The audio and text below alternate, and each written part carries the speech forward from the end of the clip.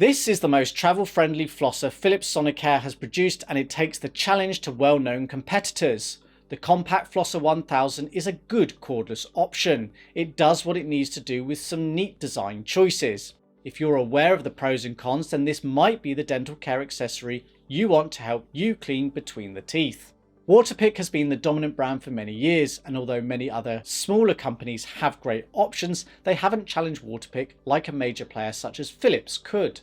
In recent years, Philips has ventured into this market, offering both countertop and cordless options. But now they bring an additional cordless model that is more affordable than their bulkier cordless 3000.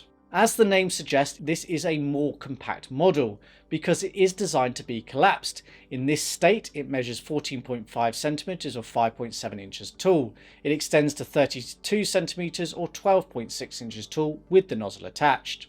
Such a design makes for a very travel-friendly unit. Particularly neat is how Philips have doubled up the refill compartment to be a storage location for a nozzle. By no means a deal breaker, but I, and I think many others, would have liked a travel pouch or similar to be provided, just to protect the flosser and other items that might come into contact with it should it be placed in a bag on the go. The 200ml or 6.8 fluid ounce tank isn't as large as some other cordless options, but similar in size to the Waterpik equivalent of this product, the Cordless Slide. I achieved a maximum of 1 minute and 5 seconds of usage time from the device when using the sensitive mode, 57 seconds from the pulse mode and 53 on clean.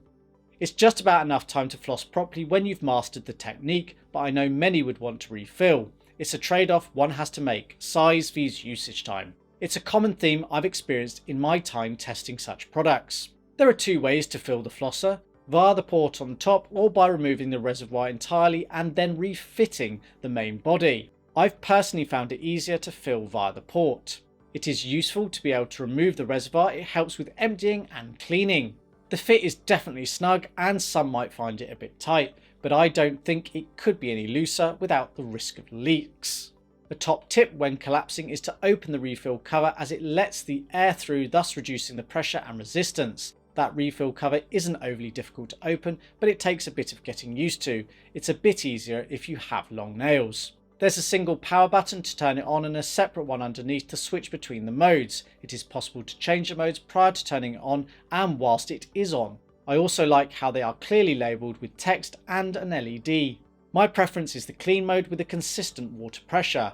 Philips hasn't stated at what force the water is expelled through the nozzle. I've definitely felt more powerful, but for me it's more than enough. Power isn't the be all and end all. Sensitive is great for new water flosser users and those with tender gums. The pulse mode offers an alternative pressure from high to low to act like a massage. There is a pacer built in to help me achieve an even clean. The idea is I spend 15 seconds on the outer and 15 seconds on the inner in one arch and then repeat in the other. Therefore 30 seconds per arch and 1 minute in total of flossing time. There is a brief pause in the water flow at 15-second intervals, which is the 15-second alert. I've found the natural thing is to turn the flosser off myself, but it can be left on and will automatically switch off after 2 minutes.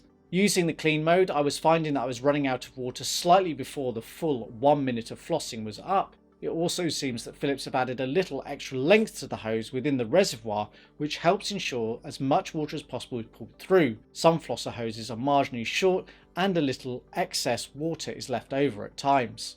I will mention that it is possible to deactivate the pacer, as I know some dislike being tied to a preset time. Despite being compact, it is still bulky due to the very nature of the product. It isn't mega slippy in the hand, but it isn't overly grippy.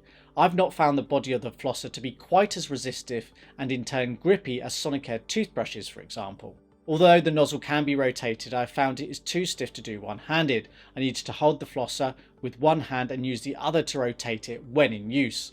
Other flossers make it far easier to do.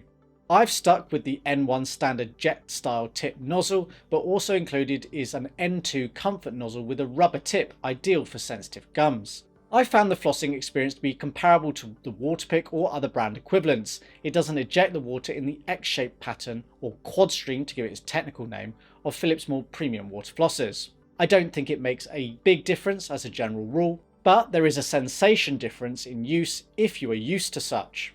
The recommendation is to replace these nozzles every 6 months. They do easily clip in and out, although you need to press the eject button.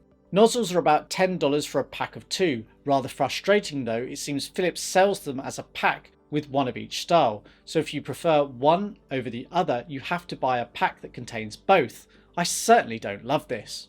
One option would be to clean your nozzle thoroughly and try to get more than 6 months from it. Many will place it in a white vinegar solution and rinse it as a way of removing debris and general grime. The battery life is around 14 days, assuming 1 minute per session and 1 use per day. It takes up to 4 hours to recharge. The LED indicator on the front of the unit flashes when charging and turns a solid green when replenished. I don't like that Philips are using their proprietary style USB charging cable. It just makes for a slightly less convenient solution for travellers. Why not use USB Type-C, as this would allow me to charge it with the same cable as I use for my phone. The USB Type-A connector is convenient as it is internationally accepted, but I can see how many will be annoyed that no 2-pin to USB plug adapter comes included in the box. In fairness, many of us have such at home, but that's not quite the point. At about 90 centimeters or 3 feet long, it is long enough so you can connect it to a power outlet and position it appropriately nearby. Just bear in mind that this is not a cable your local electrical store is likely going to stock should you mislay yours. The charging port does have a very secure fitting rubber cover over the port to protect it from water ingression. It is a little disappointing that Philips hasn't embraced all paper packaging. All the bits were wrapped in plastic. My unit was made in Vietnam, which makes a change from China. I like the blue and purple colour options. They're a little more unique. There is no classic black or white. A 2-year warranty is supplied. Hopefully nobody should have to make use of this, but being Philips there is typically wide support networks. Retailing for approximately $50, I think this is pretty decent value. It's not cheap, but it isn't expensive either. If you're in the market for a compact flosser, you could do far worse. I don't necessarily think this is better than the Waterpik options, just an alternative.